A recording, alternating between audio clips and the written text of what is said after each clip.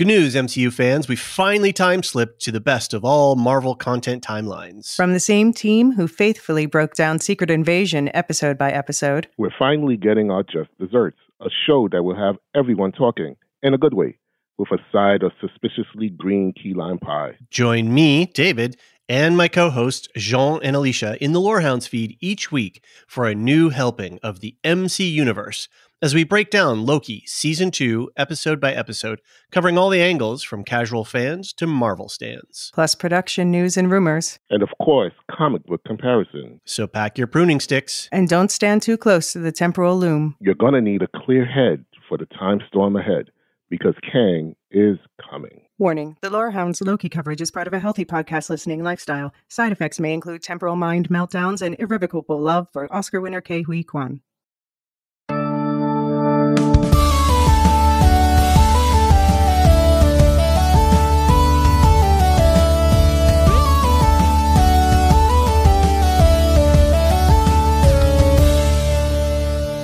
Welcome to Book Nook, where the Lorehounds your guides to the archipelago of Earthsea. I'm David. I'm John. And I'm Marilyn. And this is part one of our coverage of the fourth book of the Earthsea series, Tehanu, by Ursula K. LeGuin. In this podcast, we'll be discussing chapters 1 through 6. We will start off with some spoiler-free conversation about our thoughts on the book in general. Following a quick break, we will move into a deeper discussion about major themes presented, as well as discussing the main plot points, followed by listener feedback. And while we enjoy discussing the book amongst ourselves, we do want to hear from you. Send us an email to book@thelorehounds.com or visit our webpage at thelorehounds.com/contact. And there you can use the contact form, or you can even leave us a voicemail. And lastly, we have a Discord server, and we've got a channel all set up just for this conversation and pretty much any other shows and projects that we're covering. So join us there. If you're enjoying this or any of our other podcasts, please give us a rating and review on Apple Podcasts. It helps other listeners find us amongst the many isles of the podcasting seascape. Stick around to the end of the podcast for programming notes about everything else we're doing and our affiliates, Properly Howard Movie Reviews and Elysia over on the Wool Shift Dust feed. Also consider subscribing to our Patreon. For as little as $3 a month, you can get ad-free episodes and much, much more. Patreon is a great way to support us because ad revenues are fickle. David, Marilyn, we're back after a little bit of a break. We needed some time to mull over the first 3 books. Not as much time as LeGuin took, thankfully. We also needed some time to cover 3 shows simultaneously. So, but what a joy it is to be back on the Isle of Gaunt. It is. You know, yes, with our goats. By the hearth of Ogian. And just ready to chat. Yes. Yes, indeed. So yeah. Well, I was gonna pitch it to you. We should probably recap what we've done so far in the coverage of the series, and then what our plans are going forward. Yeah, so we've covered the first 3 books, as I just alluded to: A Wizard of Earthsea, The Tombs of Atuan, and The Farthest Shore. We're going 28 years in the publishing future now to go to Tehanu, which is the 4th book that was never meant to be. Right? LeGuin decided to revisit the series later. And now we're revisiting it with her, revisiting this world. You can check out all the podcasts for the first 3 books on our website. And I think we've committed now to covering Tales from Earthsea and the Other Wind. So we are going forward through the series as we go. Tehanu is probably going to be 3 podcasts because it's such a meaty work. Yes. And then we'll discuss what we're going to do for the other 2. We'll have fun. Sounds good. All right. General impressions. Who should go first? I'm first on the list, but I don't want to introduce myself. David? Yeah. I'm giving it to you. Okay. I will say that I am slow. This is a slow start for me for this book. I've seen a number of comments on our Discord and some feedback emails and your reaction, John, and certainly Marilyn's. Everybody's like, oh my gosh, this is so great and wonderful, whatever. And I am just not feeling the same old magic that I felt from the first three. Not that anything's wrong with that, but I'm just sort of, comparing my experience where reading Earthsea, and plus, I've got a nostalgia with those three books. And I have less connection to the Tehanu book, which I remember reading in the 90s and not grabbing me. But then I could certainly say that I was looking to return to that world, especially, when I first read those and the feelings that I got from it. So I thought, oh, well, some same old magic. But obviously Ursula K. LeGuin had moved on into her feelings and her thoughts about a lot of things. And so it changed up her writing. But then reading it now and trying to have as an open perspective as I can, and having aged and become a parent and live my life, having different sort of what I'm bringing to the work myself is being very different. That spark that I got from the first three books is still not really there. Not that that's a problem. I'm just not getting the same magical zazz that I do. There are two places I think one in chapter 4 and one in chapter 5. I think when Ged shows up on the dragon, there's some stuff. And in chapter 5, when Tenar starts to feel something again, there's kind of I get a zazz in the writing. And for me, I was just looking for, in reflection of these first 6 chapters, I was looking for those really elegant ways that she would turn a phrase or describe the ocean, or Ged flying as a pilgrim falcon over the sea, and all these different things. And a lot of that was missing for me in this. And I didn't see a lot of that faceted writing that I really enjoyed in the first one. So maybe that's just it, that she's just writing with a different style, and that is her purview. She's the author, right? That's what it is. And I've always heard her voice speaking through some of the storylines and talking, sharing some insights or perspectives on the world. And I can definitely hear it in this one. And she's making some very pointed references to our primary world. I think about gender and about,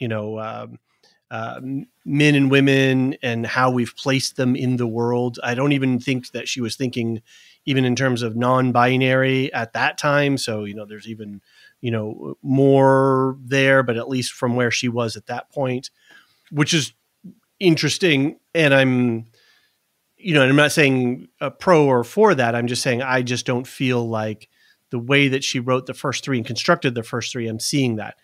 It's the first 6 chapters, and I'm still kind of waiting for the book to start. I know that that's not the similar experience that other people have had. So I'm really interested to hear what I might be missing or what I'm not sort of cluing into. Because I know people are like, whoa, this book, oh, it's amazing, oh, whatever. And I'm like, okay, where is it? I want that. So, Marilyn, tell him what he's missing. Well, I feel this is the best book I've ever read, which delves honestly into the issues of gender and power. Okay. And it is still recognizably in Earthsea. What I'm picking up from what you're saying there was it's a lot more about ideas and concepts than it is about action. Mm-hmm. And the kind of action that happens is not the traditional action. And LeGuin talks about this in the afterword. She says, by the time I wrote this book, I needed to look at heroics from outside and underneath, and the point of view of the people who are not included. The ones who can't do magic, the ones who don't have shining staffs or swords, women, kids, the poor, the old, the powerless, ordinary people, my people. I didn't want to change Earthsea, but I needed to see what Earthsea looked like to us. Mm. So I think I don't have that perspective when I'm reading it. I'm reading it as the 4th book of the trilogy, mm-hmm. right? Not that she's spinning the camera around and giving us a point of view from other people. Mm-hmm. Mm-hmm. So if you just pick up the book and you just start reading and you're like, okay, what's going to happen next in the exciting world of Earthsea? Right. You're in for a change of point of view here. Yeah. Well, you'll get it. You'll definitely get it. Mm-hmm. But it is the early section is sort of a meanwhile back at the ranch. Yes. Yeah. You know, get a narrator out there saving the world and so forth. Well, it wasn't just on the islands that they visited that magic was disappearing and bad things were happening, and you know there was a hole in the world and all the life was being sucked out of it. We're seeing that same effect, but not from the point of view of heroes going around trying to fix it. We're seeing what it looks like for people, as I say, back at the ranch. And I'm not using the word mundane in a negative sense, but in a mundane in the sense of we're not riding around on the back of dragons here, right? We're just walking down the road. I mean, somebody did. Not yet. The first two chapters already. Right. I don't know what you're talking about. Right. Yeah. And she talks about the tradition. As John observed, this is roughly 20 years later. I found it interesting to note that this book came out the same year as Robert Bly's Iron John and the first book in the Wheel of Time series. And I have a lot of stuff to say about gender representation in there and how it reflects these particular texts. You started reading Wheel of Time, if I'm not I have. mistaken. I finished the first book. I'm starting on the second one. Okay. Well, that's a whole other podcast. That's the next Book Nook project. Right. We know that now.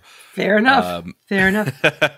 Unless you really don't like it, Marilyn, I gotta say, because I know there were some iffy moments for you in there.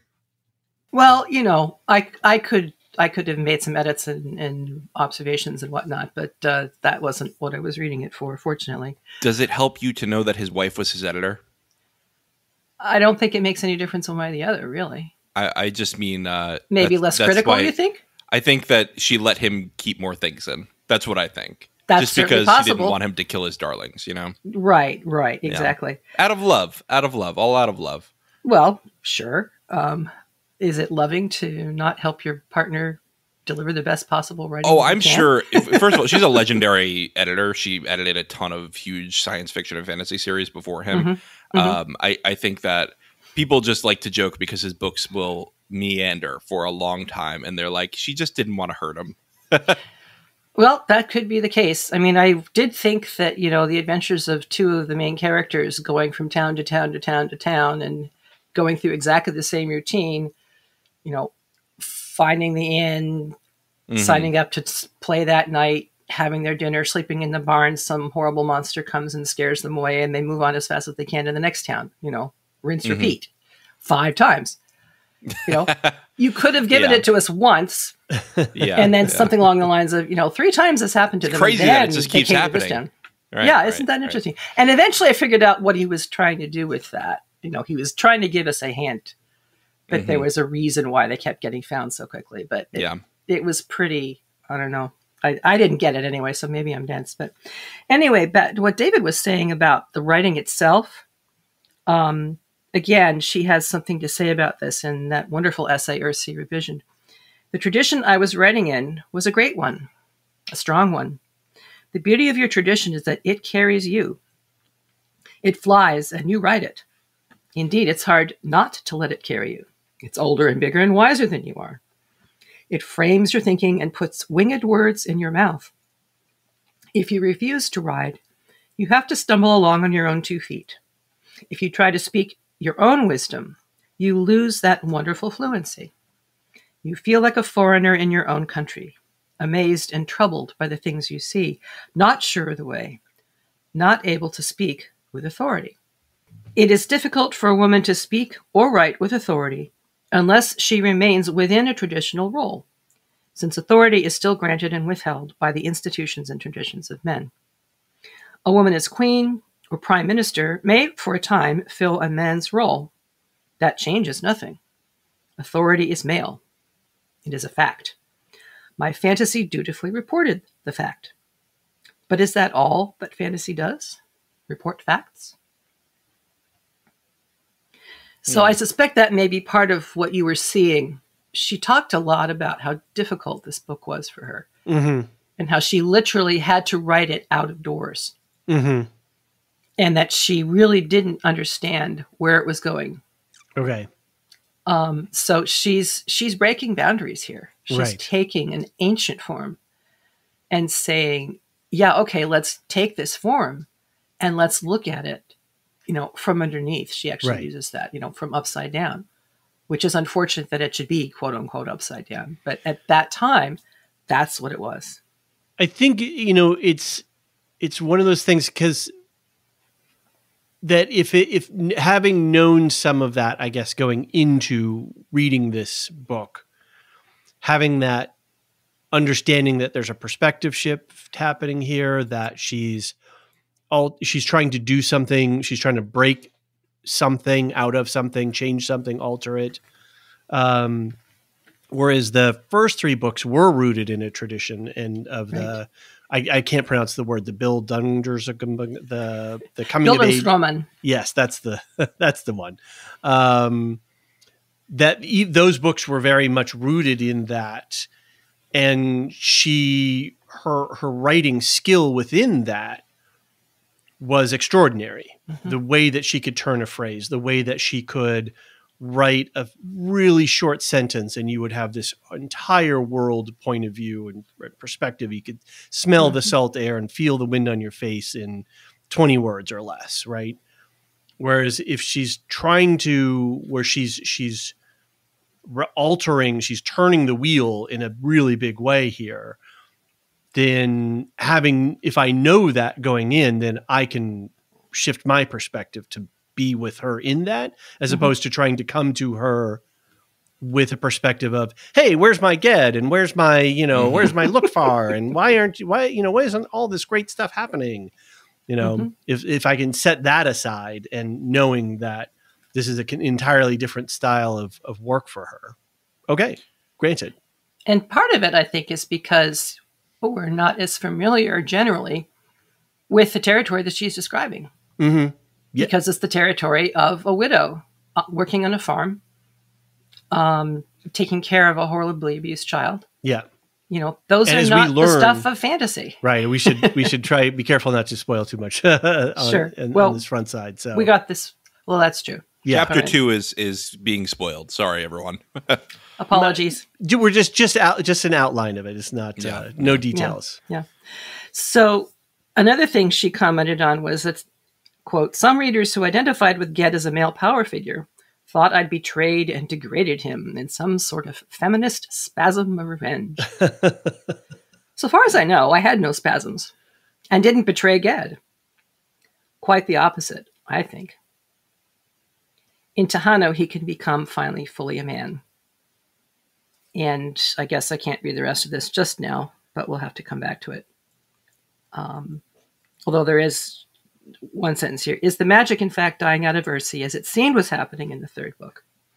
I don't think that's the case, but certainly there's a great change taking place in the world, only just beginning to be visible and not yet comprehensible.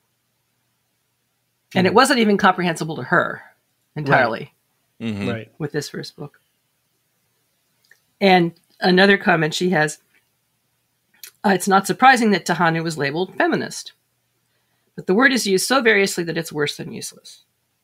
If you see feminism as vindictive prejudice against men, the label lets you dismiss the book unread.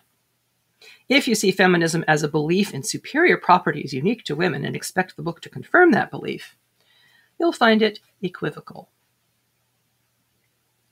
And I also want to present a concept which I'll be referring to throughout discussion, which may not be familiar anymore, but it was very central in discussions of gender in the 1990s and on, is essentialism versus constructionism. You may recognize this from Carol Gilligan's lectures, John. This is two ways of looking at the concept of gender. Right. Essentialism says that gender is based upon your essential biology. It is the essence of you. That is what gender is. Constructionism says gender is a thing which is created, it's constructed by societies. Mm-hmm. And so you may believe that because of your biology, you have certain abilities and traits and characteristics, and it's biological. Or in constructionism, you believe I have these traits because this is what my society told me that my gender is and does and believes. Right. Carol Gilligan talks a lot about initiation and how society will initiate you into your gender. They will basically give you a crash course on it when you get to certain thresholds of age. And the idea that gender is always being performed. Mm-hmm. Yep. It's not an actual tangible thing. You can't find it anywhere. And I'll say that when we see in book 2, Tenar really got an initiation pretty officially, right? She sure did. And it's interesting to see if we'll revisit some of those ideas in this book. And finally, I'll just say that LeGuin's working title for this book was Better Late Than Never. When we definitely will, I guess when we get to the other side of the spoiler break, there are clear passages where she is outlining gender conversations. Yes. About men and women in the world, and especially men of power, and the things that interest them and don't interest them. So yeah, I mean, it's clear that she is taking a different tack with this book, and definitely starting it off in a different way. So for sure. Well, it's time for me to give my thoughts. Yes, Joe. And I loved it. I loved it more than the first 3 books. Wow. I thought so. The first 3 books, I liked them. There were times where the dated nature of a lot of the language and the style did take me out of it sometimes. It did feel like I am, at some points I'm like, am I reading this for school? It's that kind of feeling. Really? Whereas this, I felt this was very modern. This was very character focused, which is the kind of writing I like. And this was a breath of fresh air in this world, honestly. And I wonder if part of that is that I was listening to the audiobooks for the last book and this book, and it switched from Robert Ingalls to a female narrator. Let me pull up her name quick. Interesting. It is, drum roll please, Jenny Sterlin. And she's doing a fantastic job really portraying the main character, who I can't name. But yet. Right. But it just feels like, I think that's why it's less of a jarring transition for me, is that the voice changed. The actual voice that's reading me the story changed. I feel like I'm looking at this world through a different set of eyes. Wow. So, did you read the first 3, or did you listen for all? I read the first one. I read half of the second one, and then I did audio for the rest. Okay, interesting. Interesting. Because for me, and I have to call out my own nostalgia, right? Because I have deep nostalgia for these books, but reading her words as written as opposed to having them spoken, and I haven't listened to any of the audiobooks. For me, that's some of the magic of her writing, is that she's an intricate jeweler with words, and she's creating these incredibly ornate pieces, yet they're so simple. They're incredibly difficult to craft. Simplicity is hard, right? To get that kind of simplicity in writing and written words. And some of her sentence structures and descriptions of things are so intricate, but so simple that that's one of the things that it's like Vonnegut and Pratchett in that kind of way, right? They can really cut to the core of something in a sentence. Yeah. And that for me is one of the things that I love about the first 3 books. Where in this book, these are longer descriptions, slower pacing. It's broader in a sense. There isn't a density. It's not like a neutron star that's like super dense here. This is pastoral and open, and you can you know, she takes chapters. Tehanu is 2 to 3 times the length of one of the first 3 books, I think. I don't know what the actual... I think part of it is that this character, who is the narrator, has never slowed down to think about herself in her entire life. And this is the first time she gets to do that. She's just had a change in identity. that, again, I cannot reveal till after the spoiler Right. section. Yes. And that is what causes it's sort of an inflection point in her life that mirrors LeGuin, mirrors LeGuin deciding to reflect on what she's done and said. Okay. And that's super interesting to me. Right. I also think that, honestly, Marilyn, I will credit with giving me an open mind going into this book, because since we started this series, Marilyn's been saying Tehanu is a reimagining of it, and it's a reflection of it, and it's trying to say something new about the same world. And that made me go in expecting that, and not expecting a repeat of the trilogy. Right. So anyway, I really liked it. That's my main point. I really liked it. The upshot is it's like I said, it's more character focused, I think, than the first three. I think the first three are focused on big ideas. This one goes in for a character study, and that's the kind of writing I like. I mean, I like both, but I like when it's more focused on the characters. I think that, like I said, it really mirrors LeGuin herself. It brings back the hits, but it doesn't linger on them too much. Right? It's sort of like when The Office brought back Michael Scott for the finale. You know, he had 2 lines. You don't need him to have a lot. Let's focus on the new characters. Have you run far ahead, John, or are you just up to 6? I think I went through chapter 8 and then I stopped myself so that I could just, and then when I was outlining this, I had to remember where 6 ended, and that was hard, but I think I did it. Yeah. But yeah, I mean, I really didn't want to stop. I just wanted to make sure I was pure for this section. All right. Well, I'm interested to read beyond. I haven't read beyond 6, so I'm like, okay, let's go. All right. Let me shift my perspective here. Let me move myself into another frame of reference. Well, speaking of shifting perspectives, I think it's time we take a quick break, and when we get back, we will get into spoilers.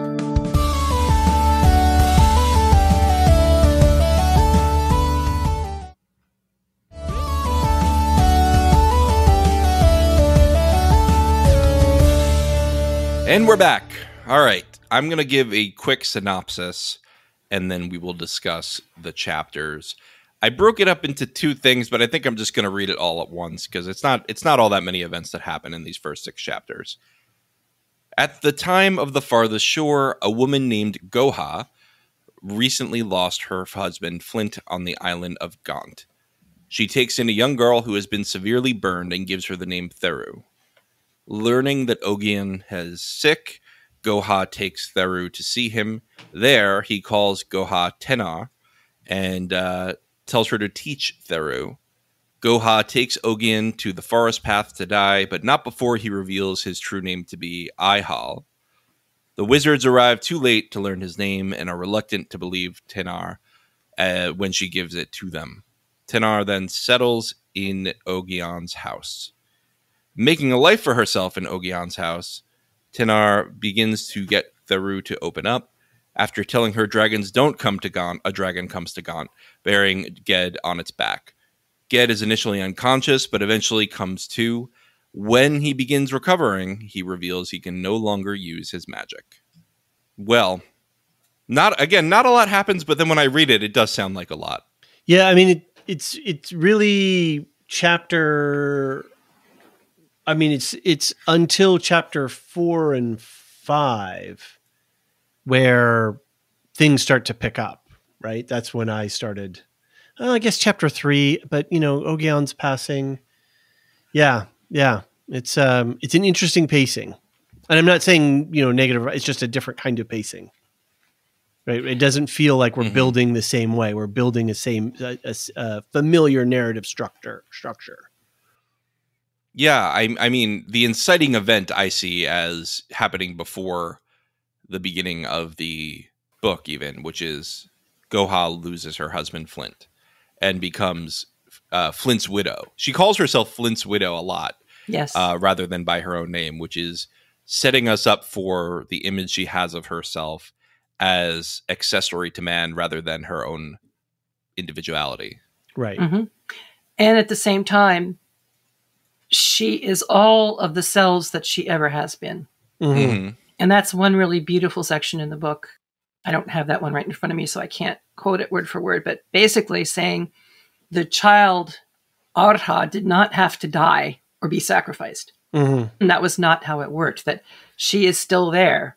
She thinks in Kargish, and she will be of great help to Tenar as things go along. And then she is Tenar. She was called Tenar by Ged and by Ogin.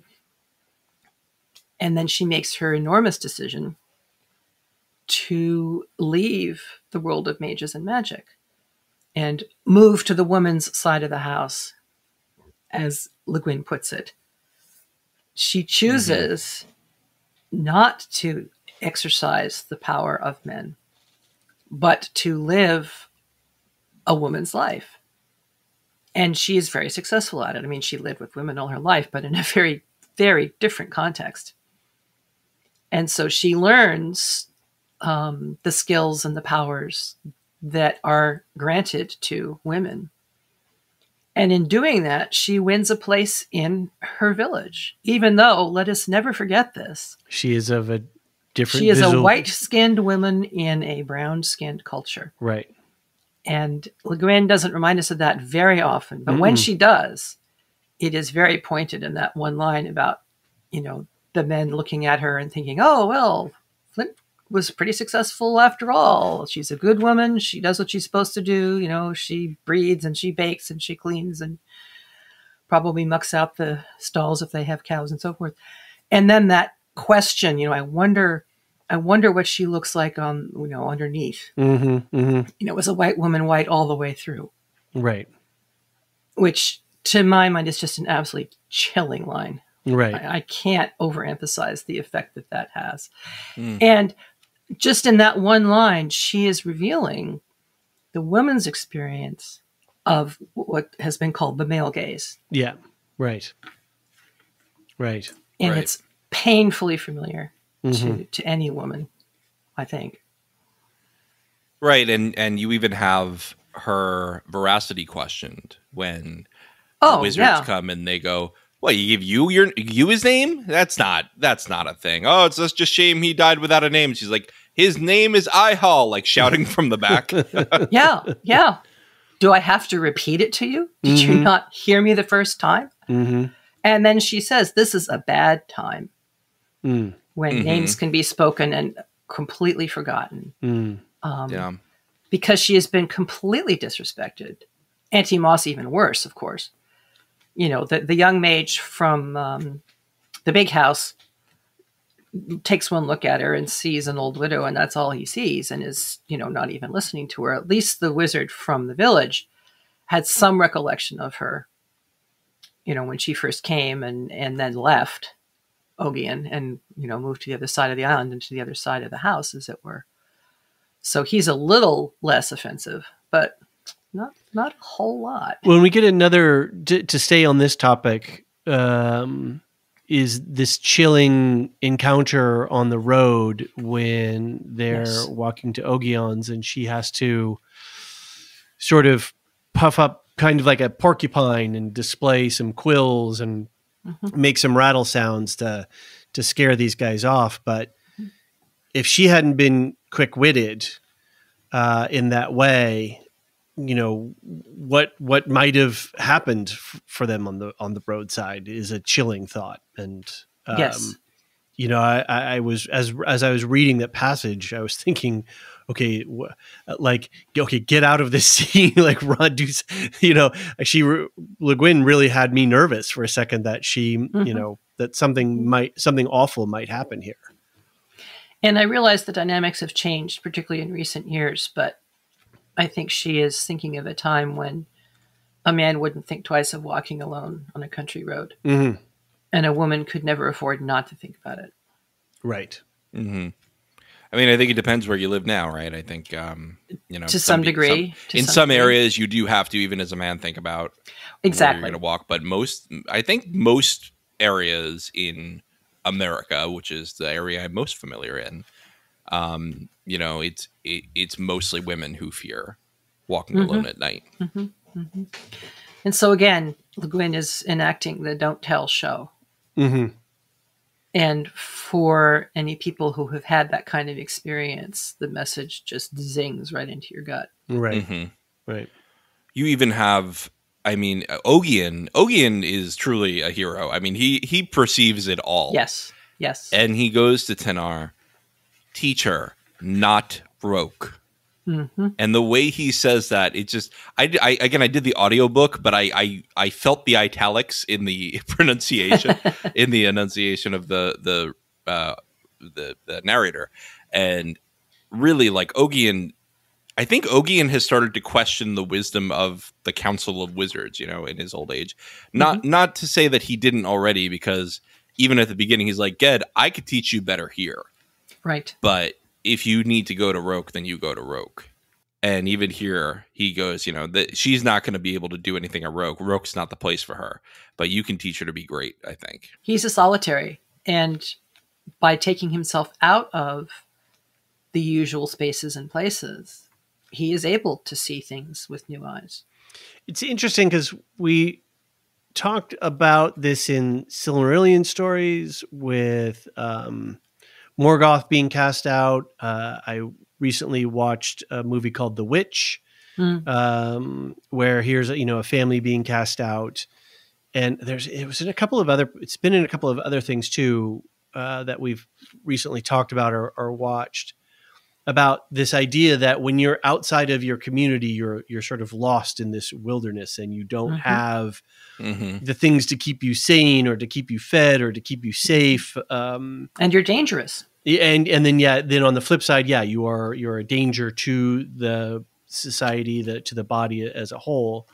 But yet here is Ogian, who is outside of this in a way, but yet that he doesn't suffer that same there's not that same negativity for his life of solitude. Well, two things. First of all, that image of the solitary person in the wilderness being dangerous is largely a Western Christian construct. Okay. Unless you have the authority of the church behind you to be a solitary, you will be viewed with suspicion. Okay. Because the wilderness is dangerous, and that's where, Gawain in the Green Knight, that's where the Green Knight lives. Out in these risky, wild places. It's not quote unquote civilized. Where morality is in question. Exactly. Where there is possibly nothing at risk. There's nothing keeping your worse nature in check. Exactly. Right? Because we're with the Western, sorry, just to take, sure. I'm just trying to take the thought a little bit further. If we're sort of going with an original sin concept here, you need something to keep you in check. If you don't have a boundary, if you don't have a sociological structure, a gendered structure, then whatever that is wicked within you will run wild. Right? Oh, sure. Relationship really helped Adam there in the Garden of Eden. Well, and that's why, witches like Auntie Moss are viewed with such huge suspicion, because they live alone and are often known for being sexual without any kind of coupling or right, without procreation. And but Ogian comes from the Eastern tradition, right, of the wandering sage, where you can be an ascetic. You can be an ascetic. You can wander alone freely. You can observe. You can come be apart. But if you remember from the very first book, when Ged and Ogian are walking from Ogian's house down to the harbor, and they come to the gates of the city. The guards in their armor with their swords and their spears kneel down to Ogian. I forgot that. Because they recognize him as the one who stopped the earthquake. Right. Right. So it is a very different flavor there. Right. Interesting. Cool. Well, I'm very excited to see where it goes with this, because, Ogian's gone, and that was tragic, and I think it's time for Ged to take his place, right? I think he's gonna move into the the house and be the solitary right now. I would love that, because it would be so symmetrical of this kid. Right, but that's symmetry, right? That's mirroring. It would be this kid who resisted, staying on this little place, and then he's finally there, and he's just going to be alone forever. But just remember, practically the last thing Ogian said before he died was, all changed. Yeah. It's all changed. Right. So keep that in mind. So can we dovetail that then into the conversation that Tenar has with Auntie Moss? And there's this almost this point where Auntie Moss is getting agitated and sort of, she's talking some stuff. It was a really hard passage for me. I couldn't read it in a single setting, and I was kind of distracted. But there was something going on there with Auntie Moss, and she was going through and back. She was going through something and then coming back to something. And then at some point, Tenar has this, well, I guess that's after she gets a feeling of hope after Ged has come back. But what was that conversation that Auntie Moss was going through herself? Was that the loss of power? There were a couple conversations. Where they were splitting reeds. Okay, that's what I thought. That's exactly what I thought. The conversation had started about what's I think Tenar actually says, "What's wrong with men?" Right. Very cautiously. And Auntie Moss says, well, they're like a walnut. They're all full of that man meat inside the shell of the walnut. But if you crack it, that's it. Or another image she uses is man's power is like a tall pine tree. And it's tall and it stands there in all its glory, but it can be knocked over in a wind or fire or whatever. Whereas women's power, and this is where she starts getting very mystical, women's power is like a blackberry bush, like a bramble. It's just a little power, but it stays and it spreads and it can take over your garden. And its roots are strong enough to keep the earth from eroding. And you can't ever entirely eradicate a bramble. Anybody who's ever gardened and found wild rose in their garden will tell you, the best you can hope for is you uproot each one as it comes up. And so she then goes into that mystical, I have roots that go deep. I go deeper than the mountains. And who will ask what is a woman's power, a woman, a woman of power, so on and so on. It's almost like she went into a trance state for a minute. Yeah. Yeah. And she ends with the question, who will ask the dark its name? And Tenar says, I will. I have lived long enough in the dark. Yeah. And LeGuin has a comment about that whole conversation. She says, an awful lot of women really love Auntie Moss's mystical description of a woman's power. That is very essentialist. What I was saying before. For Auntie Moss, the essence of woman, there is an essence of woman, and she's steeped in it. And it has nothing to do with, what the male dominant structure has done to her, although that gets somewhat examined later on. Whereas for Tenar, she's just not into that. And LeGuin says that she was kind of surprised that so many women were all over Auntie Moss in her statement and completely ignored Tenar's statement, which was a very potent statement. I will ask the name of the dark. That's powerful.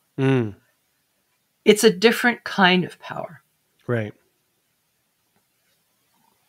And it's fitting that Tenar would ask that because she was eaten, right? She was an eaten supposedly. One. Yeah, she was the priestess. Which, and a little later on, there's an observation that, and within Tenar's ruminating and thinking about this, as she got to know Auntie Moss better, she realized that a lot of her mumbling and cant and so forth is simply because nobody ever sat down and taught her anything. Distinctions, yeah. How to think sequentially and how to raise a point. And so a lot of her perceived power depend upon obscurity and being mysterious.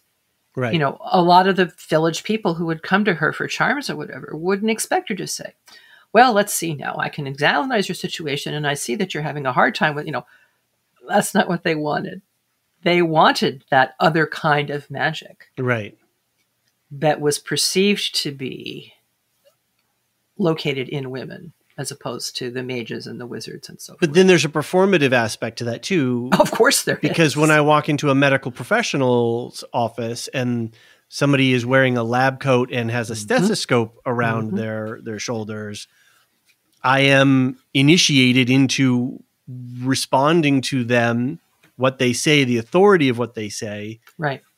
By culture. Whereas if I go into the local village magic user, and it's a witch, and she's got herbs and things hanging from them. It's dark and smoky in there, and I want a love potion, or I want to find my goat, or what have you. Mm-hmm. I need to have that mysticism or that otherness to it, because otherwise it doesn't make sense, right?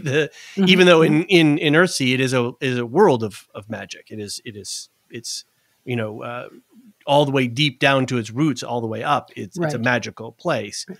You still want that performative aspect of the village witch is kind of out there a little bit. And if she's not a little bit out there, then I'm not sure that I understand the cultural Is she archetype. Powerful enough? Right. I mean, let's face it, problem solving is something that, farmers and herders and shopkeepers and all the other people are gifted at.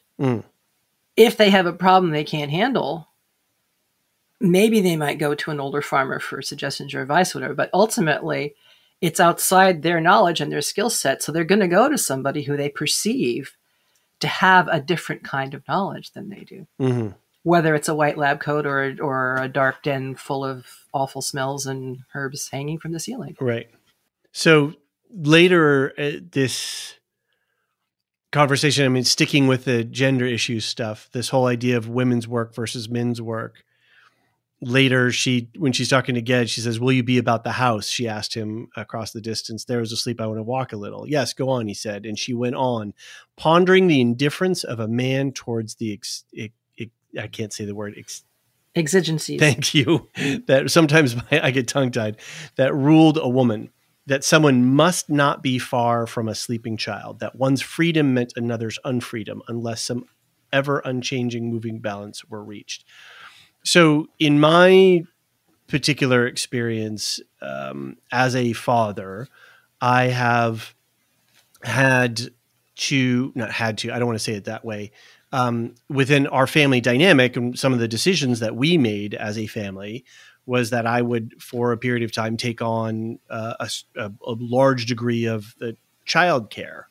And then I was sort of the flex parent, if you will, while my spouse, who's a woman, had sort of the main job, right? That had the, good salary and the benefits and stuff.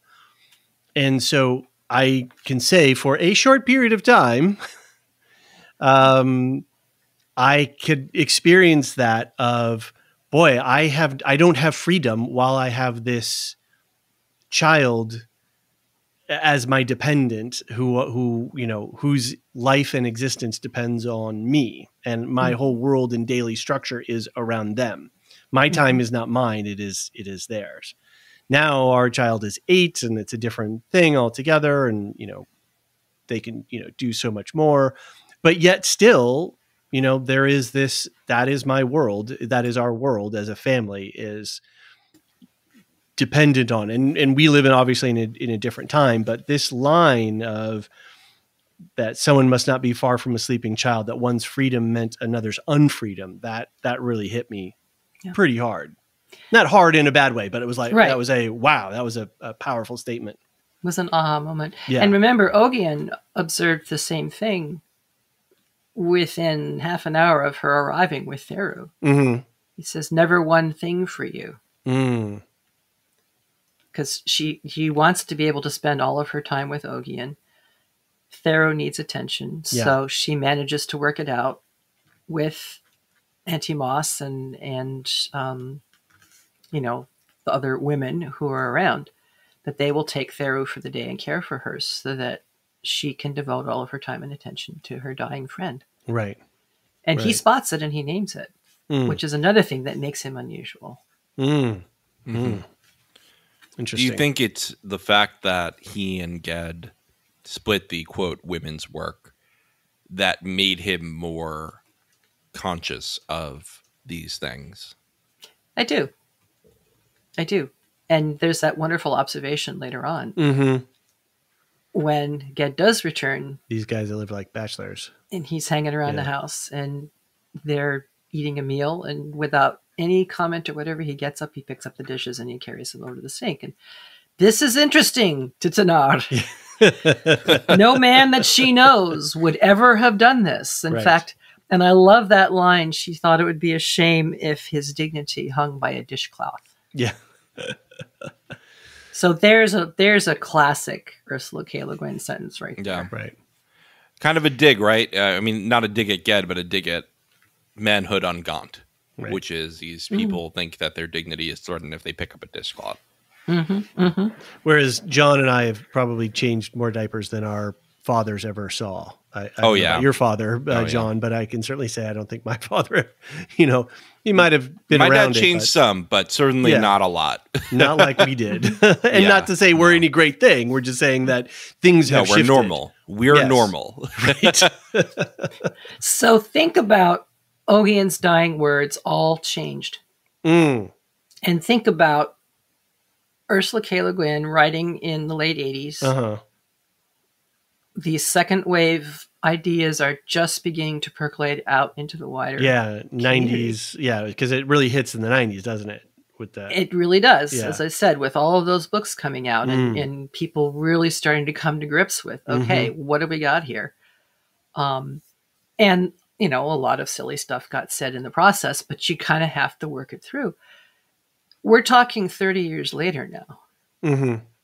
So it's no wonder that it took her a while to figure out, all right, what is this great change in Earthsea? It has to do with magic initially. What is it going to be? And that's what John was mentioning. That's when Tenar begins to get excited.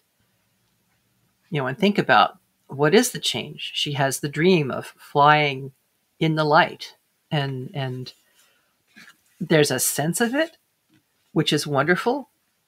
But then you have to bring it down to earth and realize it and make it real. And that's where the hard work begins. Mm-hmm.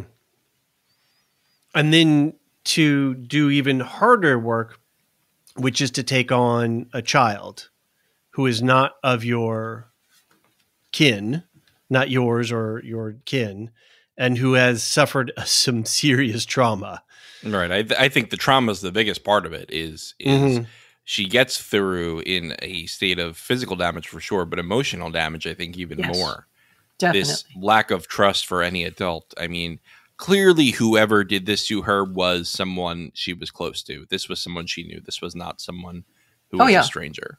Well, and there's description of it in chapter 6, isn't it? About how she was used and left in the fire, but not right. But they didn't have the courtesy to kill her. They didn't finish the job. Yeah, right. Which was which is like, yeah, that was just an interesting way that she phrased that. I really stumbled over that. When in the very first chapter, when we first, Lark brings the child to Tenar and hopes that Tenar can do some miracle or that she learns some magic from the priestesses. Again, turning desperate with a problem you can't solve to some other source that maybe has knowledge that you don't. And that's the first time we get the phrase, why do we do what we do? And it pops up a number of times throughout the book. And I think it's interesting to keep that in mind and see at what points do these things come up. When you're faced with an unthinkable situation and you still have to think about it. There was never enough time, but there was always the next thing to do. And again, that's perhaps more of a practical boots on the ground approach to life. It's like, all right, well, we can think about the possibility of some mystical form of healing, but the kid's in pain and we've got to feed her. And, oh, by the way, I have to take care of my sheep and, the actual practical day to day. And how do you bring a child out of severe trauma and teach her to trust adults when the people who were supposed to protect her were the ones that damaged her so horribly? Right. Did the opposite. I love the threshold moment where Tenar realizes that the Rue is beginning to heal when she says, what if I plant a peach? Right? She decides to grow something that will happen, that will bear fruit in the future. That is such a big step for her. And that's what I Yes. mean is David, I know you're saying that the language might not be as pithy as the first three, but I think the character beats are so jam-packed. Sure. And, I think using a peach right. as the symbol of this recovery from trauma, I thought was beautiful and had the kind of density that we expect from LeGuin. I think I almost have to go back and reread 1 through 6 with a different framework to pick this stuff up, because I'm going, okay, where's the Zaz, right? Where is it? This is a different, all is changed. Yes, it's a different kind of Zaz. Yeah. But remember at the end of that first chapter, when she's first looking at this little girl struggling to breathe, and she says to her in Kargish, I served them and I left them. I will not let them have you.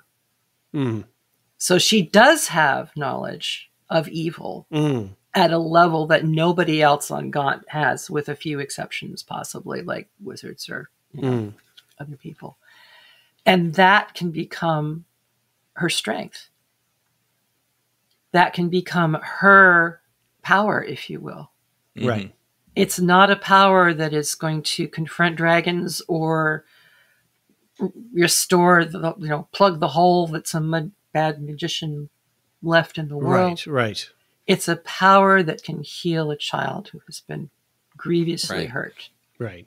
And I think when we go to an Eastern, some of the points of view that we find in what we call Eastern, in Eastern religion and mythology, doesn't matter how big or small the circumstance is, it's still the same. So exactly.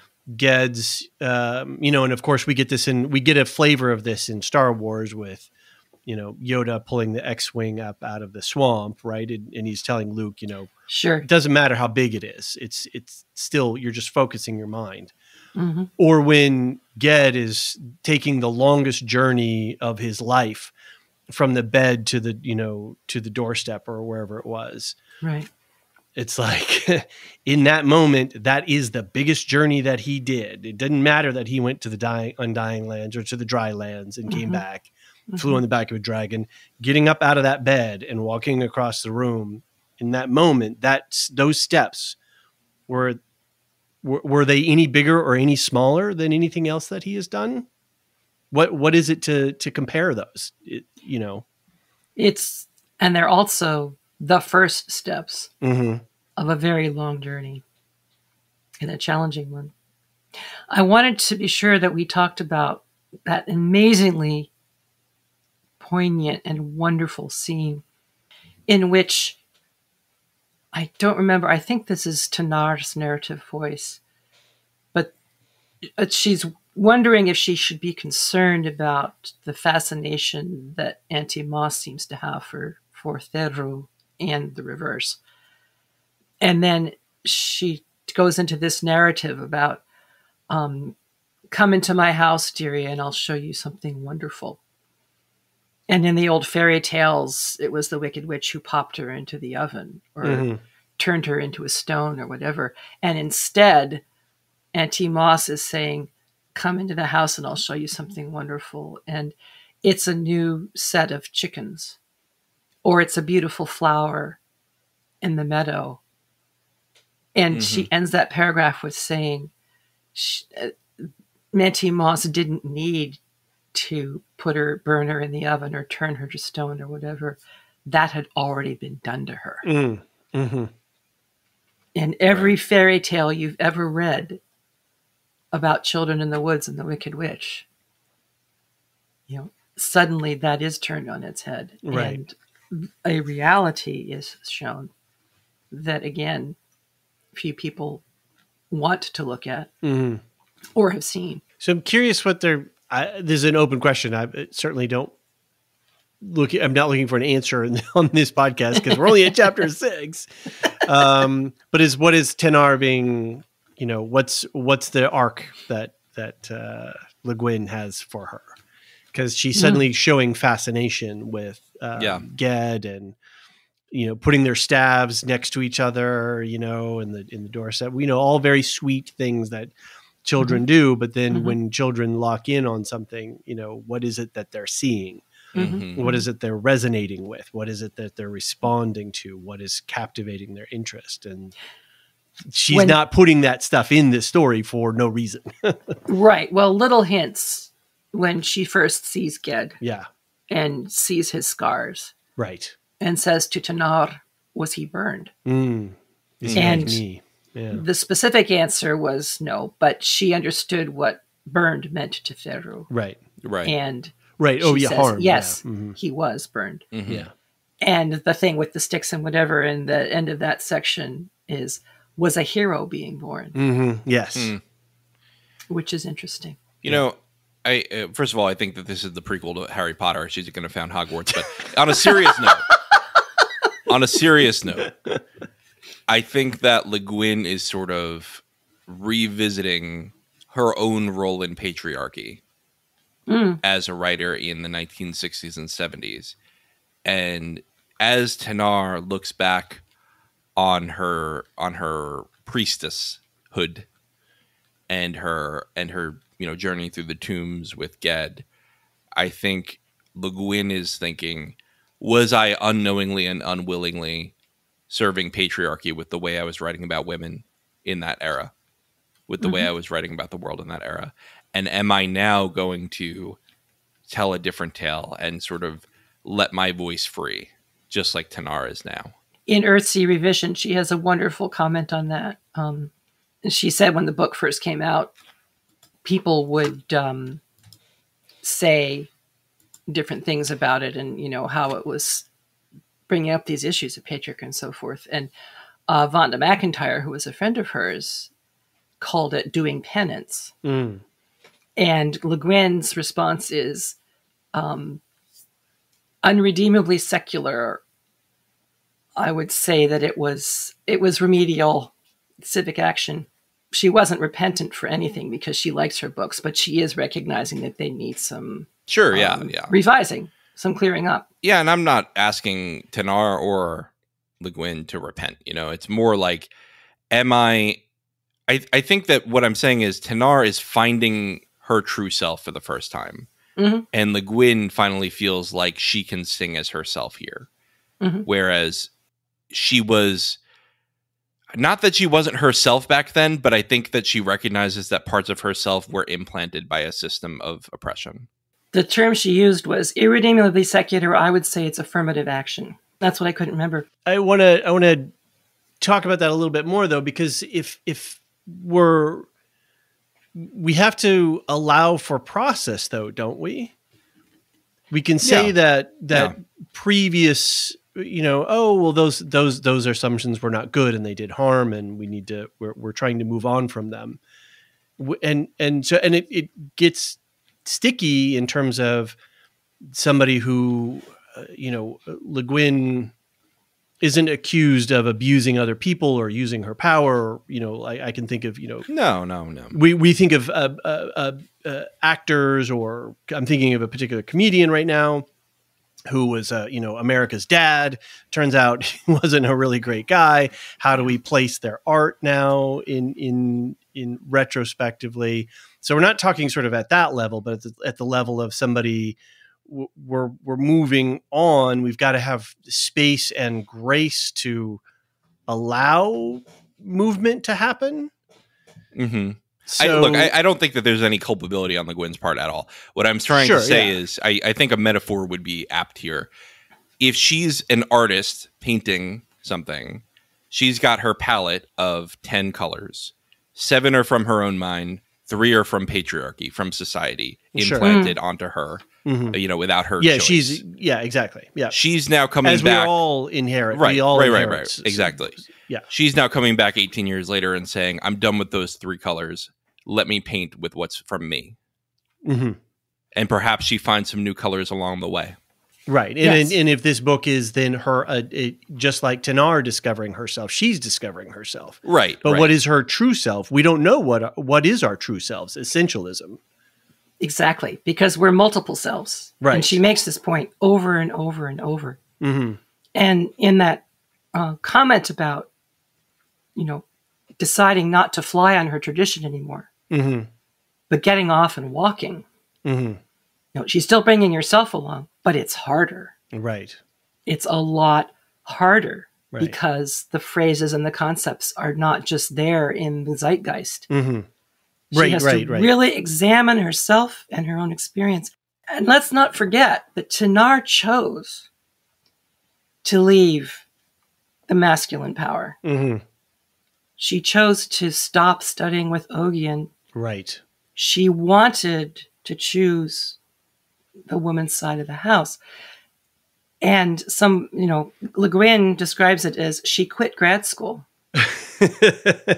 And so did LeGuin. As a partner who's working on their PhD, I can certainly appreciate the desire sometimes to just quit. Right. But this is the point. LeGuin did exactly the same thing. She was working on her PhD, but she quit grad school to marry, to become a wife and a mother, and to raise children. Right. So this is exactly what Tenar has done. Interesting.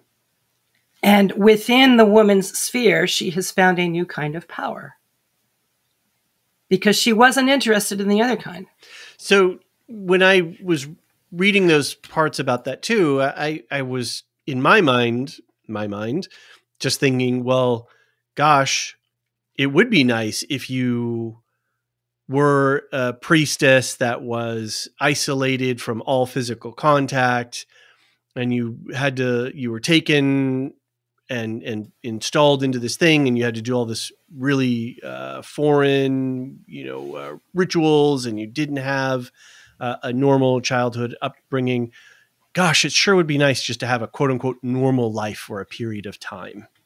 Yeah. And just settle into yourself, into, to the essential parts of your physiology, bearing children and, doing some of those things, or herding goats or whatever it might be, but just at some point to live a quote unquote unheroic existence. A normative life. A normative life. When trauma becomes too much for us, our brains often resort to scripts, and scripts are prescribed by society. Right. Society in our world has been a patriarchy for thousands of years. And I think in Earthsea, it's safe to say it's pretty patriarchal as well. And so Tenar had this intense trauma where she had to be basically reborn with Ged discovering her true name and freeing her from the tombs. And it's easier in the short term to settle into the scripts, even if it may cause you more trauma down the line. Interesting. And that's why, there's a book by Carol Gilligan, I think I mentioned it last podcast. Why does patriarchy persist? That's why, is because it is much easier to tune out, to turn off, and get into one of the scripts than it is to feel grief or anger or pain. And that's exactly what Tenar did. And I think this is true, and this is part of what we see, but there's a deeper message as well, that it's not like she saw it as an either or. It's not like she saw it as she had to do it. She wanted it. She wanted to be a woman of power in a particular frame. Right.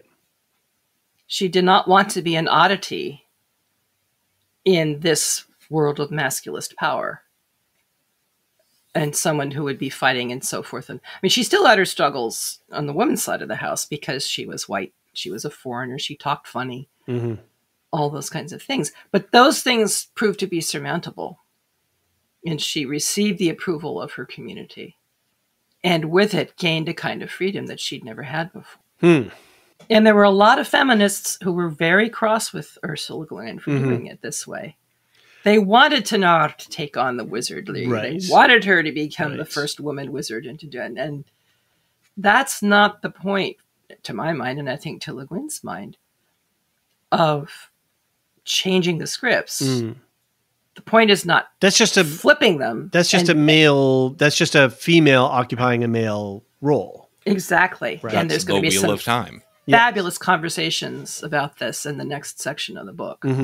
Some of the best that I've ever read. Right. You don't want to flip the script. You want to burn the script, right? You want to allow people to write their own script. That's it, John. You want to have the freedom to make your own choices and craft your own life. Mm-hmm. Which is hard. It's incredibly hard. It's very difficult, but it's very rewarding. Making non-traditional choices. I think podcasting is non-traditional, or is it traditional now? Are you kidding? Do you know how many memes there are about, oh, what do you do on a date? Oh, I'm a podcaster. Bye. Bye. I don't tell people in my real life that I have a podcast. I know. I avoid it too because they all think we're Joe Rogan. Right. Or, oh, why aren't you covering this show? Yeah. Or that show. I really like this show. I think this is a great show. You should cover it. Okay. Yeah. I love covering as much as we can cover, but we got to save it for the heavy hitters. Yeah. We also have we also labor within a particular system of a particular reality that podcasting, just being a free love podcaster, doesn't necessarily accommodate the lifestyles we need to maintain. Yep. So David, you had a couple of miscellaneous things on your list that some of these I'm wanting to know more about what you wanted to say. Okay, about them. call me out. Call me up. What do Invite you in. Yes, invite me in. I like that's even better, right? What's one of them that you? Well, let's remind listeners of the callback to book 1. Okay, so it was just in a quick line. I don't know if I could call up the reference or it's actually just sort of Tenar thinking, I guess, and just sort of this inner monologue stuff that, and she's talking about no one had come down from the mansion of Lord Ray Albie was less surprising. Lords of that house had never been on good terms with Ogion. Women of the house had been, so the village tales went, adept of dark arts. One had married a northern lord, they said, who buried her alive under a stone. So that's Saret, who Ged had met in the fields when he was Ogion's protege or apprentice. And then he meets her again on the island of Osgil at the court of Tehanu. And that's who he tries to flee the old ones with. That's his first encounter with the old ones. So it was just a nice. I put a note in there just because I was like, oh, I know that. Yeah. And No, it was just a nice good catch. Bit of world building. Just the weaving of the world that she's doing here. And it will come back again, which is why I wanted to be sure we highlighted it. Okay, yes. That's good to know. Yes. Good to know. And of course, we haven't talked about dragons. We have not. We have to talk about dragons. And that wonderful moment when Kalesin actually lands on the ledge with Ged on his back. And Tenar is there, and she's, of course, quite taken aback. And the line is something to the effect of, men were not supposed to look dragons in the eye, but what was that to her, a woman? And so we have women looking a dragon in the eye and speaking to a dragon because she had enough of the old speech from her lessons with Ogion to be able to do that in a simple fashion.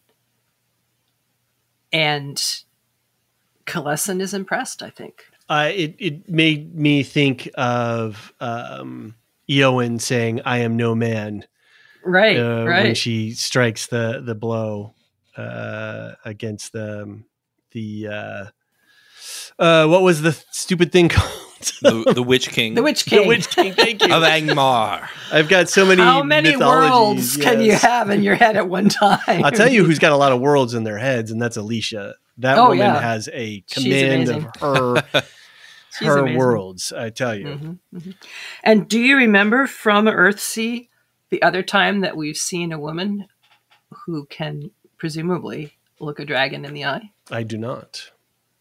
Going all the way back to the first book when Ged is visiting his friend, and his friend's sister has an unusual ornament on her wrist. Ooh, this is deep cut. So this is the boat maker? No, it's his fellow mage. Oh, Vetch. Vetch. Right. Vetch is and his sister Yarrow. Right. Who there was definitely some tension there between Ged and Yarrow. She has a dragon as a bracelet. Oh, didn't she have a little mini dragon? That's right. Like a basilisk, or was it? I don't think she called it a basilisk. She called it a dragon. Okay. Was it on that island that they had some sort of small lizard or something? They had small dragons on that island. Right. And the women would wear them as charms. And Ged had never seen anything like this before and commented on it. And LeGuin said that remembering that woman wearing the dragon on her wrist was a very important seed. Okay. For her beginning to think about how women might interact with dragons. Mm-hmm. Particularly a woman who had once been a priestess and a woman who knew some of the language of the old speech, and who was not afraid of the powers of dark because she had lived with them for so long. Boy, well, I think I don't know. Is there much more to say? I mean, I'm sure there is, but I feel like I kind of want to seed something for the next time because Okay. I don't think there's enough to talk about here with it yet, but I think it's coming. Which is just that, what's his name? Ged, the guy who we've been talking about for 4 books. And he's been cut off from his magic source. Right. And it reminds me so much of the Wheel of Time world, people getting stilled or gentled, and how they just kind of lose the will to live because they're so used to having access to magic, to having access to this pure power. And I wonder how LeGuin will approach that compared to Robert Jordan. Yes, stay tuned. And I've been thinking about that too, John. In reading the first book, the whole gentled thing. And wow, I went straight to Iron John and Robert Bly. Yeah. Because that's a major part of his thesis. And I was fascinated to find out that those two books came out in the same year, and then Fire in the Belly was the following year. Yeah, that's super interesting. It's definitely a zeitgeist. People are really grappling with this and using the language of myth and fantasy and fairy tale. To do it, but in doing it, revealing, their underpinnings, their particular views, and then getting responses back, from the other gender, so-called. The fact that in Iron John, the child had to steal the key from underneath his mother's pillow, and it had to be men going off alone with men. Now, I am not in any way, shape, or form against men's groups. I think they're fabulous. I wish they had started sooner. But the notion that the only way to be a real man was to avoid the company of women because it was weakening. There was nothing new in that. Right. We see that exact same tired trope in the first 3 books of the Earthsea series, and it will become explicit in this next section of Tehanu. I mean, we also see it in the life of J.R. Tolkien, right? He's got his he's got his men's clubs, and he doesn't. It honestly seemed like he didn't spend a lot of time at home. Well, he spent time at home, but it was often time after everybody else was in bed. Right. Well, that's what I mean. Or he spent time at home, having tutorials but he worked in the garden. He and Edith had conversations. The kids were out of the house fairly early on. If we're looking at the time periods when he began to write his legend, Hobbit, Lord of the Rings, and so forth. But yeah, he gave more lectures than anyone else, unnecessarily. Far more than were required by the college. Right. But now we are digressing. We sure are. And what else are we going to do here? What else are we going to do? All right. Well, then I think it's time we head into listener feedback quickly. But first, let's take a break.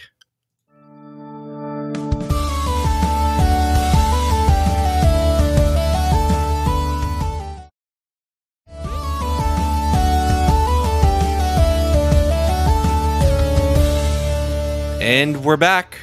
We've got one piece of feedback today. A reminder, you can send feedback to book@thelorehounds.com, or you can go to our website, thelorehounds.com, and submit a contact form entry or a voicemail. Brian 8063, lore master and friend of the pod, frequent contributor, writes in and says, "Hi, John, Marilyn, and David. This was an amazing book, full stop. Thank you for leading us through this journey of stories." So I guess Brian finished the book. I skimmed the email, and I don't think that there are any spoilers going forward. So I will read it anyway. Marilyn, you prepared us for the huge plot point about women's role in fantasy and magic. One of my favorite young adult fantasy series is The Last Apprentice by Joseph Delaney. It's the story of a boy, then man, who learns to be a spook, aka monster hunter, who fights dark forces, including witches. Women fit the usual trope of witches being evil beings, although he tries to develop a couple of witches into more complex characters. Anyway, I love how Tehanu examines her role as a woman in this universe. What is the source of her power? Is it to be a mage? Nope. A mother and wife? Yes. Do housework? I feel shame. Men give women power. This is a good quote, but Ged and Ogian had lived there, bachelors without women. Everywhere Ged had lived, it was without women, so he did the women's work and thought nothing about it. It would be a pity, she thought, if he did think about it. If he started fearing that his dignity hung by a dishcloth, which we mentioned before, so we've already kind of broken this one down. Yet she knows there is more here. She was a priestess. Theru has great potential. She should be a mage. If you haven't already, could you explore this idea of freedom as it relates to power? This seems crucial to our understanding. Thanks again, Brian 8063. I've heard there's a treatise already written on this by Marilyn R. Pukkila, our resident scholar. Well, bullet points at any rate, so hopefully I won't go on until everybody is hoping that I will stop. Hey, listen, we're really short for an Earthsea pod, so we are. You got time. You got time. We definitely are. Well, it's a lovely question, and thank you for sending it in. It's also one of the most important themes for Ursula in this book. So you're definitely spot on when you're identifying it as such. I think to start off with, I'd like to talk about there's a difference between power over, power with, and empowerment. Power over is what we usually think of when we think of power. You know, the ability to dominate or control or give orders and have them obeyed. Power with is what you have when you work with other people. So it's a shared power. It's a communal power. And I think the stereotype is that women do this more often than men. I don't know if that's true. I tend to think not, but it's certainly, as I say, the stereotype is kind of out there. Empowerment is the power that you have within. And to be empowered is to recognize it and to enact it. So it seems like freedom and power would have to go together. And yet, as soon as you choose power over, you're no longer free because your power depends on someone else's weakness. And that is a quote from something that we'll be reading soon. Your success depends upon the behaviors of others, which you may coerce, but ultimately you cannot control. So there's a constant struggle and focus to maintain your power over and to be sure that it's recognized and respected or whatever.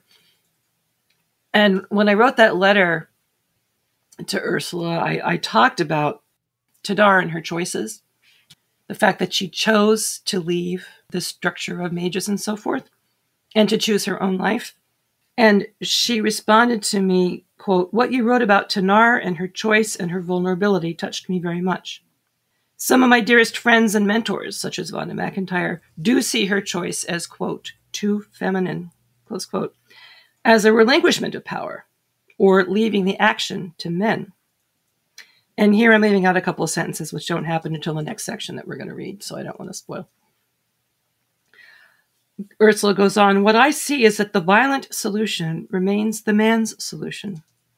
What Tenar's solution is remains mysterious, or unrecognizable, as you say," close quote. So we are talking about a new approach to power, recognizing other kinds of power than the one that has been dominant for so long. And these next quotes from Ursula come from Earthsea Revisioned. When she first came to Gaunt, Tenar lived as a student with a very wise mage, Ogian. Wouldn't he have taught her the uses of power? Well, we don't know if he would or not, because she refused. She quit grad school. As I pointed out, so did Ursula. She went off to be a nobody, a wife and mother, as did Ursula. And now, as an aging widow, not even allowed to own her farm, she's a sub-nobody. Was this a sacrifice? If so, what for? Ged's bargain seems clearer. In the third book, he sacrifices his power, spending it to defeat a mortal enemy. He triumphs, but at the cost of his heroic persona. As Archmage, he is dead. And in Tehanu, we find him weak, ill, depressed, forced to hide from enemies. Readers who want him to be the alpha male are dismayed. They're dubious of a strength that doesn't involve contests and conquests and bossing people around. Apparently, it was the bossing around that Tenar refused when she stopped studying with Ogian. Maybe Ogian, a maverick mage, would have shared his knowledge with her. But even if the wizardly hierarchy had accepted her, which seems doubtful, she evidently didn't want their kind of power. She wanted freedom. She doesn't approve of sacrifice. Quote, "My soul can't live in that narrow place. This for that, tooth for tooth, death for life. There is a freedom beyond that. Beyond payment, retribution, redemption. Beyond all the bargains and the balances. There is freedom." And she didn't do any dying to get it. All her former selves are alive in her. The child Tenar, the girl priestess Arha, who still thinks in Kargish, and Goha, the farmer wife, mother of 2 children. Tenar is whole, but not single. She is not pure. The sacrificial image of dying to be reborn is not appropriate to her. Just the opposite. She has been born. She has been giving birth to her children and her new selves.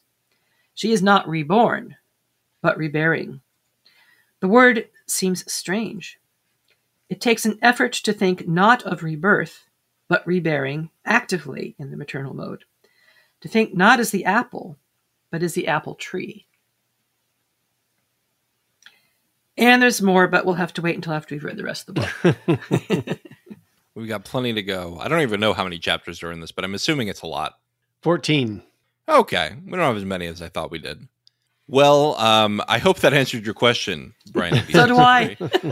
Because it had a lot of juicy nuggets in there. And thank you, Marilyn, for gathering the sources as you always do.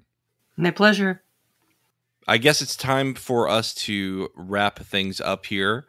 We have a few show notes that we want to do if we want to talk about our affiliates quickly. We have Properly Howard Movie Review. We've just announced a collaboration with them. We're going to be covering Severance with them. So they're covering season 1 alone, and we will cover season 2 with them. That feed will be linked in the show notes, as well as the Properly Howard main feed, where they're talking about remakes of movies. They're did they wrap up their season? They did wrap up their season. Okay. They dropped their last one, The Sorcerer, from 1977. But I was going to say with the Severance feed too, I think we're going to cross-post a teaser episode. And that way you can take a listen and then hopefully jump over there and subscribe to that feed so that it's all ready to go once we start releasing the season 1 episodes. So, right.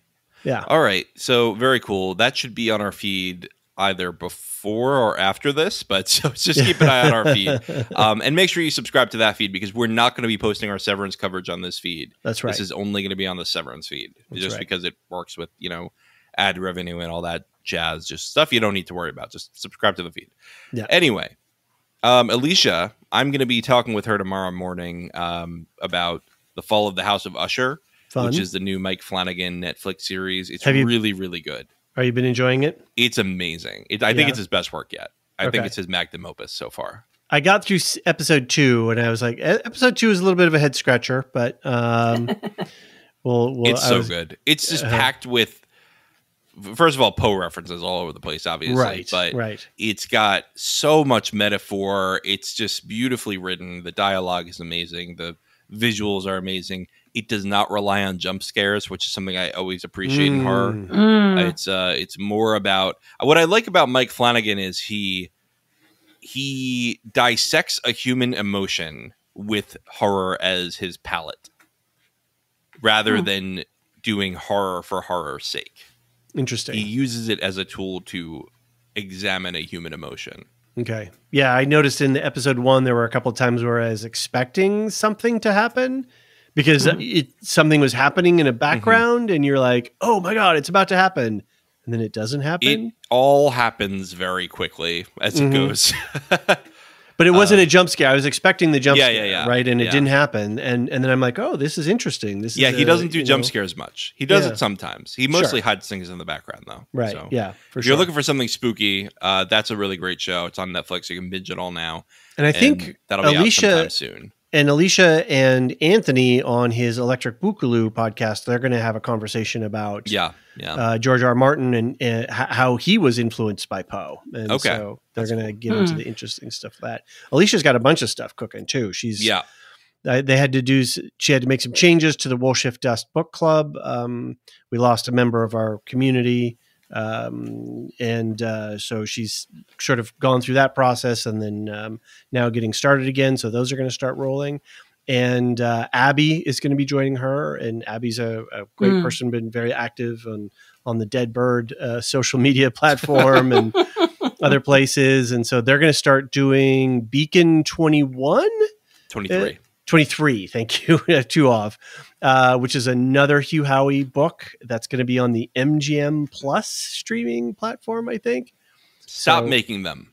We have enough.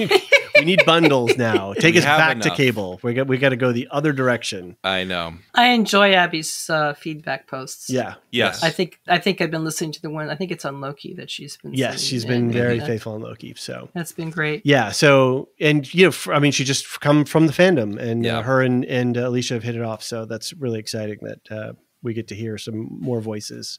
And just to add, Elysia and I will be talking about The Fall of the House of Usher here. She's also doing a broader look at it with a lot of focus on the writings of Poe, of Edgar Allan Poe, on her feed, Will Shift Us. So you can find her feed in the show notes as well, where you can get all her stuff. Does she sleep? Does Elysia sleep? She doesn't. She stays up till like 4 a.m. talking to us about Star Wars. Yeah. Crikey, Moses. It's crazy. It's amazing. We are very lucky to have her. So as far as us, we are kind of back cooking. It feels like things are moving again. You're doing Loki, David, with Elysia and Jean every week. It's fun. You and I right now are doing Earthsea as we speak. Silmarillion Stories is coming back this month. It is. Yay. We also have a one shot on the creator, right. Jean and Elysia. That's in the can. I just got to edit it now. I have to sleep in between work and family life. I know. And then editing it. So, but that'll be out before long, before the end of the month for sure. Mm-hmm. We've got plenty of stuff coming. The second breakfast for our Patreon subscribers. We're going to be talking about The Witch, which is a very interesting movie. I just watched it the other day. It's so good. Yeah, it was. That's really good. another one that's like deep in using horror as a way to explore all these. Not what emotions. I expected. It was not what I was expecting. A more traditional horror story, just set. Actually, the Witch is very much in line with The Fall of the House of Usher thematically. Yeah, interesting. That's true. So, and do you not have an interesting interview coming down the pipe? We do. Thank you for reminding us about that. Bear McCreary, noted composer and musician, did the theme songs and music for Foundation. And I got to ask him his hair routine too. It looks great. It looks amazing. And he's done a bunch of video games, and he's got a really prolific career. And I think he's really on a big upswing right now. He came into Oxenmoot via Zoom and did a Q&A, and he just, he's like, just push a button and he'll just talk. Wow, that's great. It's amazing. It's absolutely amazing. Cool. I'm super excited to talk to him. I mean, I have a music background. I love picking people's brain about it, and he's a guy who's just so prolific. I can't believe he said yes. Yeah. He's so generous that way. Yeah. He really is. But he enjoys what he's doing, and he enjoys talking about it with people and, sharing the enthusiasm of his own enthusiasm and also the enthusiasm of kind of people we want to talk to. That talking, I can't wait to hear him talk again about the device that they invented for the music for the opening sequence of Foundation. Yeah. He wanted it to be so precise that it couldn't be human instruments because it was a reflection of the prime radiant. The prime radiant. Yeah. You know, so I'm looking forward to hearing about that too. Very cool. That's super cool. All right. Well, that's about it for us. We need to talk about our Patreon lore masters. David, can you give us some shout outs? I do. And before I do the shout outs, I just wanted to mention a couple of things. So yeah, Patreon did a big update on their systems, and there's a way that you can follow us now quite easily, so you can see the kinds of posts that we've got going out. We also have a free 7-day trial. So if you want to check us out and listen to stuff, you can do it that way. And we have annual memberships. So if it works for your budget, makes things easier, you can subscribe that way. And subscribing to Patreon really is the best way, since ad revenues are so fickle. Anyway, we have our top tier Patreon subscribers, also known as our lore masters. And we like to give them a shout out for every podcast. And they are Samartian, Cyrus, Mark H, Michael G, Michelle E, David W, Brian P, Nick W, SC, Peter OH, Bettina W, Adam S, Nancy M, Lavinia T, Duve71, Brian 8063, Frederick H, Sarah L, Gareth C, Eric F, Matthew M, Sarah M, DJ Miwa, Andra B, Kwang Yu, Laura G, Deadeye Jedi Bob, Nathan T, Alex V, Aaron T, Sub-Zero, and Adrian. Yay! That list has gotten really long, and we want to thank all of you and all of our Patreon supporters. It really helps us, keeps us in the software, keeps us all on the platforms that we need, helps us take care of our co-hosts and contributors. So we really appreciate all the support, and it just gives us warm fuzzies to know you're all such nice people, and we like talking to you. Exactly. Thank you. Cool. All right. Well, I think until next month, what's our Tehanu? What's the next bank of chapters? 7 Y'all are through... the Tehanu experts. I don't know. To be determined. To be determined. Okay. All right. We'll tweet about it. We'll dead bird about it, as you say, David. Yeah. And then also, we'll make mention of it in future podcasts. Yeah, as we'll well. talk about it. Keep listening. So, all right. Thanks, Marilyn. Thanks, John. Thank you, gentlemen. See you later. The Lorehounds podcast is produced and published by The Lorehounds.